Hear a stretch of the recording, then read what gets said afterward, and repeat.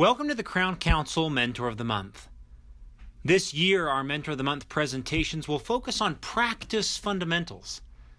Fundamentals are the most essential part of a business. They serve as the groundwork for success and need to be reviewed and re-reviewed no matter where you are in the timeline of your career. Coach Vince Lombardi once said that football is two things. It's blocking and tackling. I don't care about formations or new offenses or tricks on defense.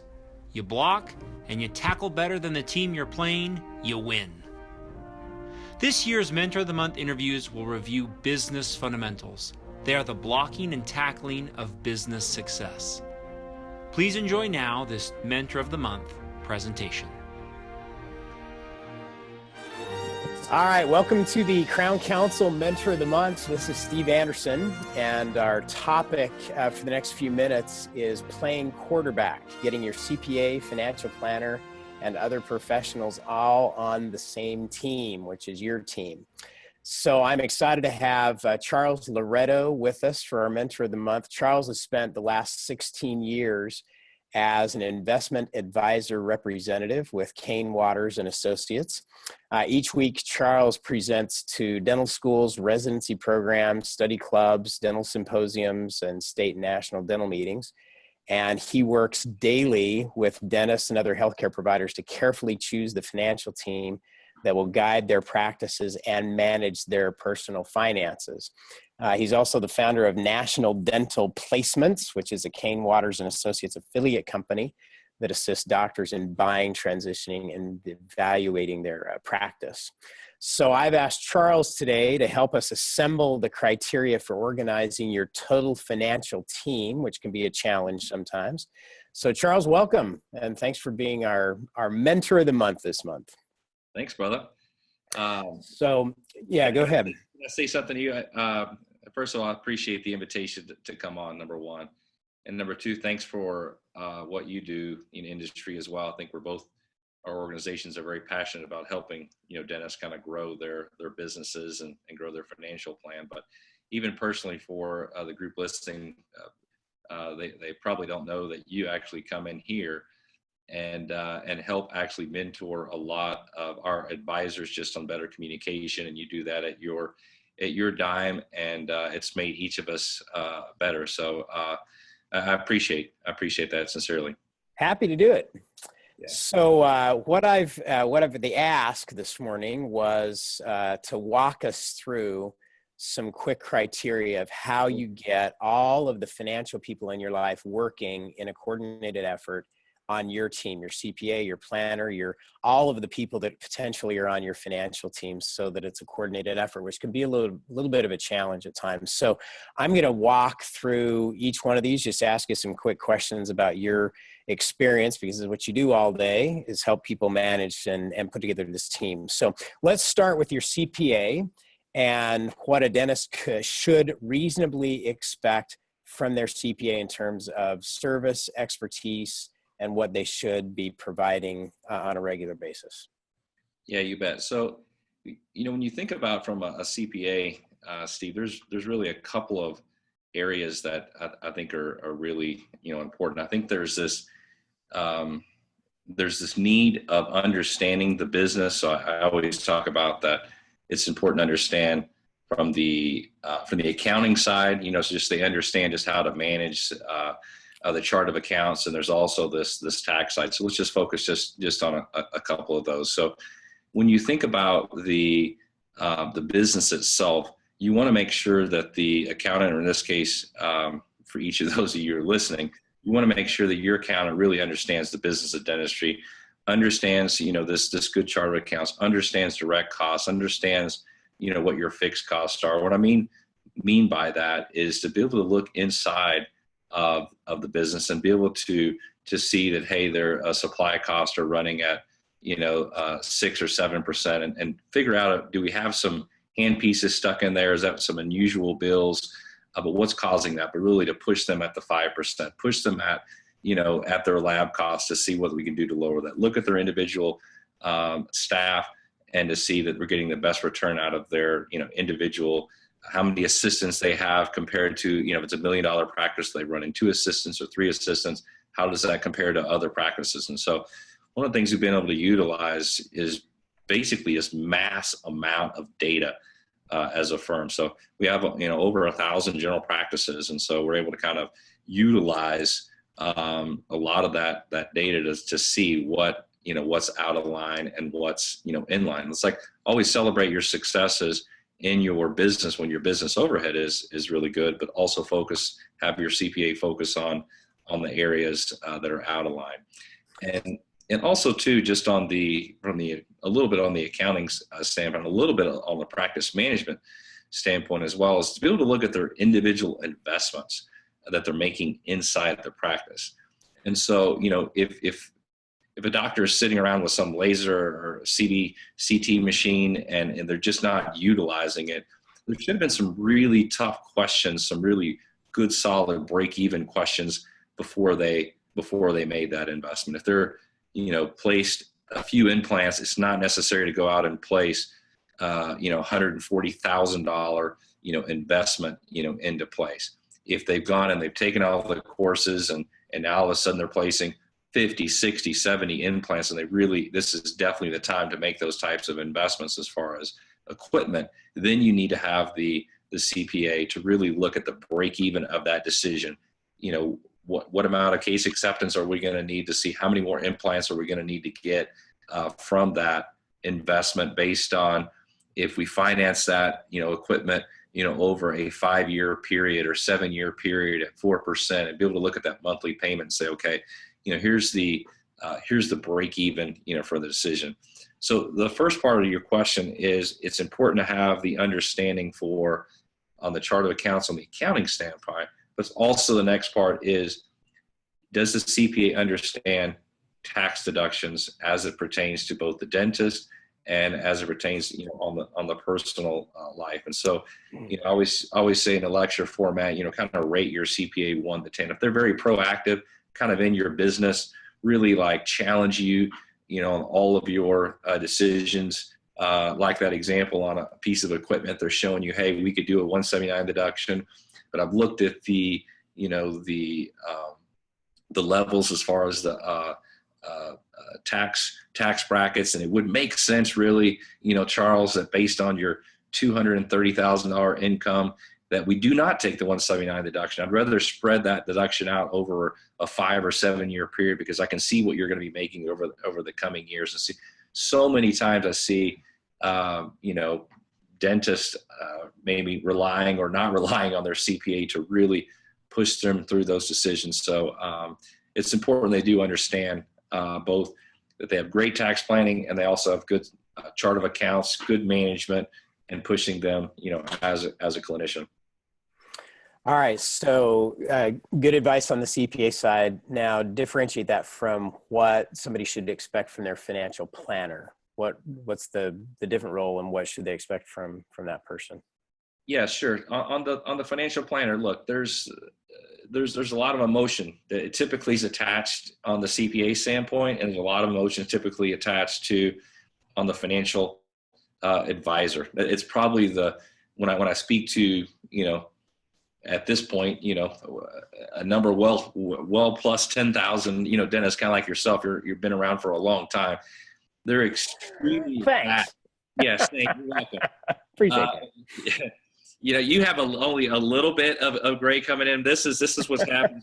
That's wisdom, Charles. That's wisdom. I started with brown when I entered this industry, but now working with all these dentists, it's gone a little bit gray. The thing I would tell the audience here, Steve, is that this emotional game, and to try to take a little bit of the emotion away from this, is I would request that anybody who's working with a financial advisor to request what's called an ADV form. And this is the form that you have to submit in to the Security Exchange Commission. This form basically discloses how that person, gets paid. I also like to send a separate email, just some type of written communication that the doctor would have to the financial advisor, and ask them, very specifically to say how do you get paid? Can you break down all the fees, the hourly fees, any commissions, if there's any referral fees that are coming back? It's really, really important that that they see that. Also, is on their financial advisor many times that they're telling you making investments either in the tax deferred, tax free, or even taxable type investment accounts, and are they in sync with the CPA? Because in the end, all these investments have a tax strategy. Again, a tax free could be that you had to pay tax today to receive kind of a tax free benefit later, or it could be that you're in a very low taxable income position right now, so maybe it makes sense to pay little tax now at an early age to get that tax free investment. And so it's not just looking at a Schwab or a Smith Barney type account or some Vanguard account that's ETF and low fees, but it's also on the tax strategy and kind of the growth of these investments and be able to see it. So just the absolute key is to make sure that you, the doctor, you're in charge of your own financial plan. Understand there's a lot of emotion with that financial advisor. Ask lots of questions and challenge them. Keep them a little bit of an arm's length if you can, because it's kind of a long, tough road, and there's going to be some bumps, and you need to be able to pull the trigger, if you can, and maybe changing those advisors, if needed. So just ask lots of questions. You can even ask questions as far as like, hey, in this example, like for Kane Waters, hey, Kane Waters, I'm looking, a new client comes in and they're making some type of investments with their local person. And they say, okay, I understand you guys are pretty passionate about your own investments. Can you show me, Kane Waters, your own investments? Can I kind of see you're maybe recommending some of these Kane Waters investments maybe for me? Can I actually see what that looks like for you? Are you doing the exact same thing? We're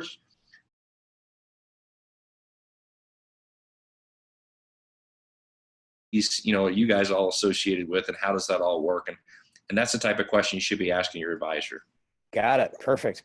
All right, let's hop back to your accountant.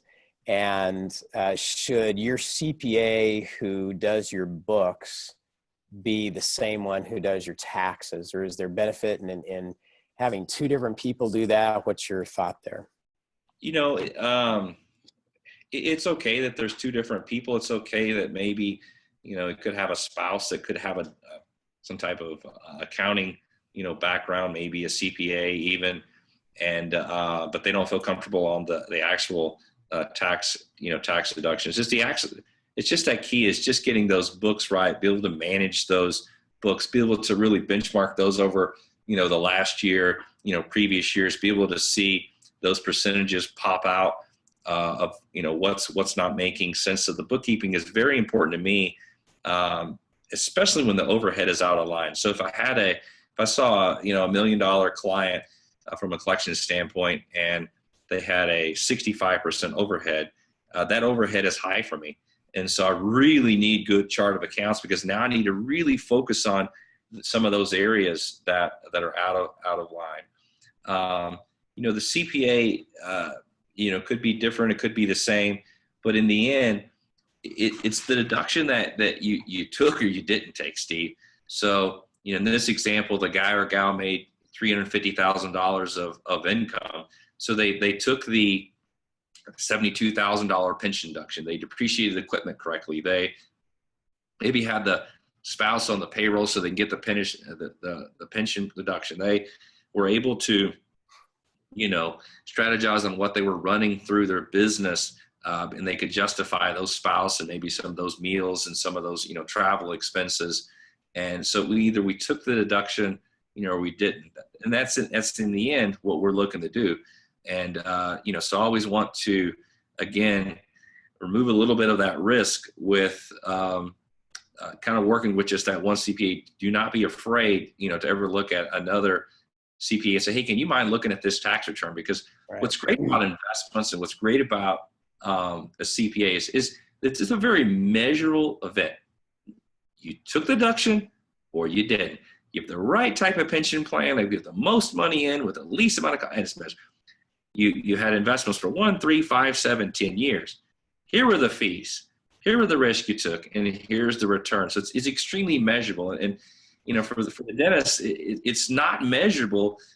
This everything that they do in their field, it's all science. And so there's 20, 30, 40 different doctors all looking at one set of X-rays, and they all have different opinions. Right. And they all they'd be arguing until the sun went down or came up, about who's right. But our business is pretty cool because we kind of get to see what's right and wrong. There are some gray areas for sure, but in the end, we're able to look at it pretty quickly and figure out what they did right. And you and I have talked about this before. Is the money issue is very easy to measure, and as complicated as the tax code is, there are opinions. I mean, there are different tax CPAs have different opinions about what you should do, what you shouldn't do, timing, all those things. So in a lot of ways, yes, there is right and wrong. And then there's also everybody's opinion about, what you should do and what direction you go. So having a different set of eyes always makes a big difference. Hopping back over to the financial planner, and you mentioned the ADV form, which is great advice. Is there anything really such as an objective financial planner? I mean, doesn't how they get paid influence the kind of advice they get? Is there anybody that's really objective out there, really? I don't know. It's you're going to get paid. So, I mean, I guess the guy that's just giving a flat hourly that has no compensation, on investments, at all, and just gets paid on an hourly basis, maybe. But it's certainly a fair question. Look, the key is that you understand that, many advisors are going to get paid, many different, ways. So typically they're paid on some type of a flat fee. Maybe they're paid on some type of, assets under management. Most advisors are paid, generally between 1% to 2%. There's a lot of fees that are going on, back and forth. So it's important for you to think about. It's important for you as the investor to know that it is about saving money in the right environment. We're really big on education here at Kane Waters, and making sure that the client understands that just saving the right environment, is a significant piece or significant part of this battle.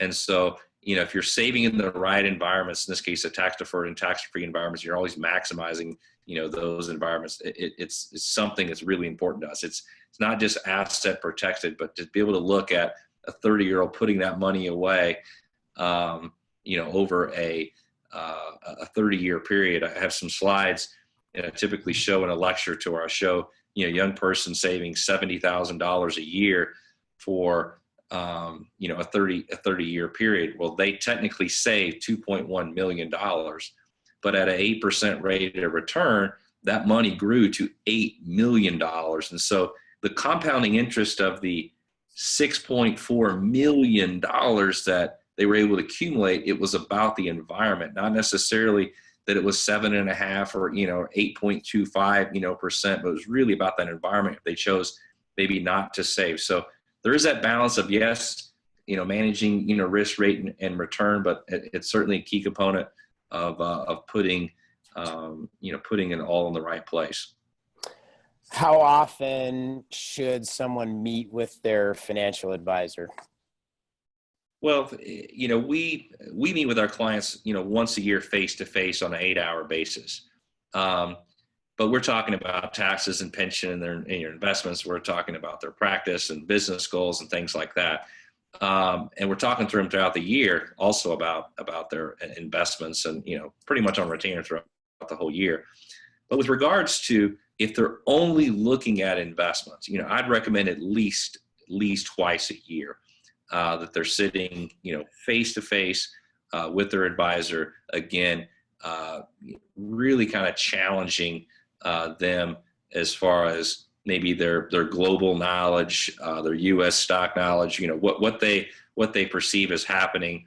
Look at maybe some individual holdings that they have, and maybe some of the exposure they have, in those stocks, and does it really match with their risk tolerance that they've set, and what has changed in the risk tolerance? Maybe they're getting closer to retirement and will that affect their actual investments? So same question for CPA. How often should somebody be talking, especially, excuse me, or their tax CPA? Is that because, most it's you talk to them in the middle of a crisis or when you need some calculator or whatever, and then it's a surprise on in the middle of December or in April how much you really owe, and then everybody's ticked off at their tax guy because they owe more tax than they. So how often do you recommend meeting with CPA? Well, first of all, I hope they continue to keep making those mistakes, because December and April and May are by far my best months to bring in new clients, because there's so much frustration with, I gave all my stuff to my accountant and he just surprised me on April 14th with, this is how much you owe. And the conversation always starts off with, well, Charles, you had a great year. That's right. That's always what they start off with. And then they come back with how much tax they have. So, at minimum, you should be sending your books over to your tax CPA. And then ideally on a quarterly basis, I think it's great that you're meeting with them to see a little bit of the shifts. Certainly in that third quarter, Steve, it's super important that they're having kind of that September, October to be able to look at what's happened in the past. There's probably talking about equipment investments, talking about the pension plan, having a pension plan proposal run to see how much they're going to be able to fund into the plan, maybe a defined benefit plan they're putting in place. So they're looking at a lot of various pieces so that the April does not become a surprise, because it's frustrating for a lot of people that surprise comes. People just they want good advisors, and just to be able to be honest with them and kind of do what you say and say, hey, we're going to talk and they understand the business, able to forecast it, correctly, and plus or minus 5% or so on the tax, maybe even 10%. They're paying $100,000 and hey, we underestimated by $5,000 or $7,000. That's okay. I don't really have a problem, with that. It's when we're 15, 20% off on our taxes that it becomes a problem just for management of cash. What's the most important number every dentist should know? There's a lot of numbers to keep track of. What is the most important business number they should know? So, and I think a lot of consultants will, like, hey, you need to know your break even. And I get that. I know that. I'm sure that you're in the same exact position where you're trying to focus with these young people and established doctors and maybe someone bringing in a partner, kind of, hey, what's that break even? And so there's really 4 break evens in my opinion. Okay. And, first there's the break even of the practice. And so you obviously need to understand that. And there obviously is the break even, of your home, having an own personal financial plan, at your home. And when I ask people in a lecture, hey, what do you think that number is? Most people will say, hey, I think I have a good number with that. And I know my wife and my husband and I, we live on whatever, $12,000, a month, whatever the number is, or $15,000. Hey, I know that my business, we need about $50,000 a month, whatever that number is. And so a lot of times they kind of know a little bit of this, but I think where they really miss it is, do they understand the break even of their home, the break even of their business, the break even of the amount of taxes that they were forecasted to pay based on their financial plan / based on their pension plan. So for example, if I was 47 years old and I basically said, hey, I have X amount of assets right now, I've got X amount of, return that I'm, set to yield, I need to save, X amount of dollars. I put that amount of dollars into my retirement plan. Then the $1 million question the advisor needs to figure out is, okay, well, what is that true break even? And so, if, let's just say the number is, from a business, standpoint, let's say my business, at my business expenses, I need $50,000 a month to make my business work. That's my fixed cost, direct cost. That's getting all my bills paid. So that's going to be, really important. I understand that number. Let's say that, me and my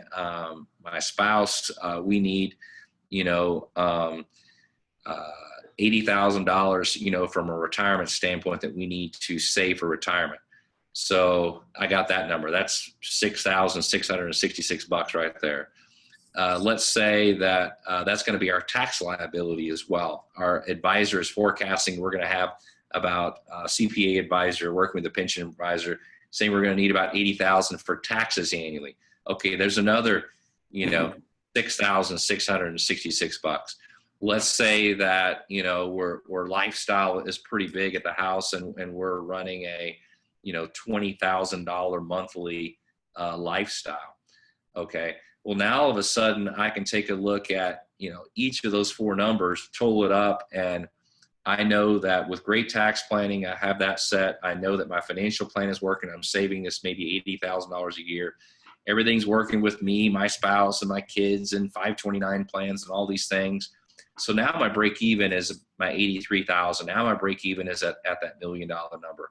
See, that break even could be less. It could be $70,000 a month, $65,000 a month. It could be a number that's much greater. The key to that process is really what most people leave off is the tax component, and they always leave off their self.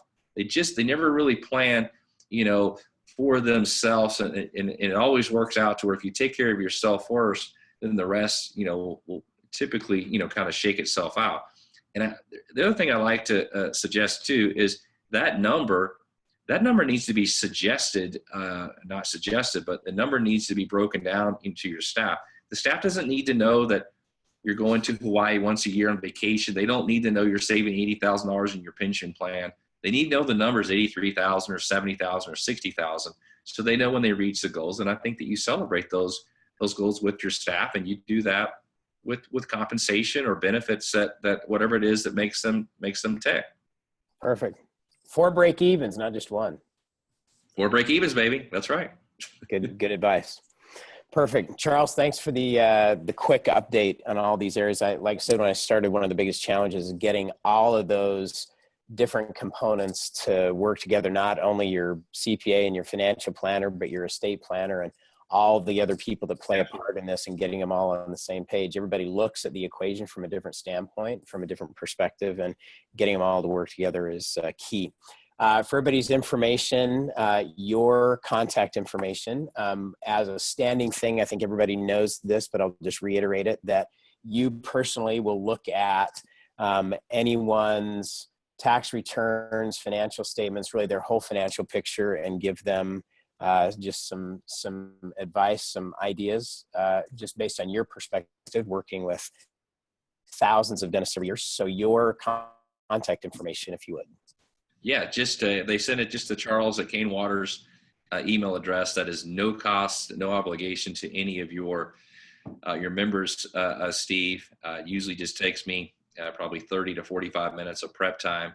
And then usually I ask about 30 to 40 minutes of phone time with the client, just so I can ask a bunch of questions.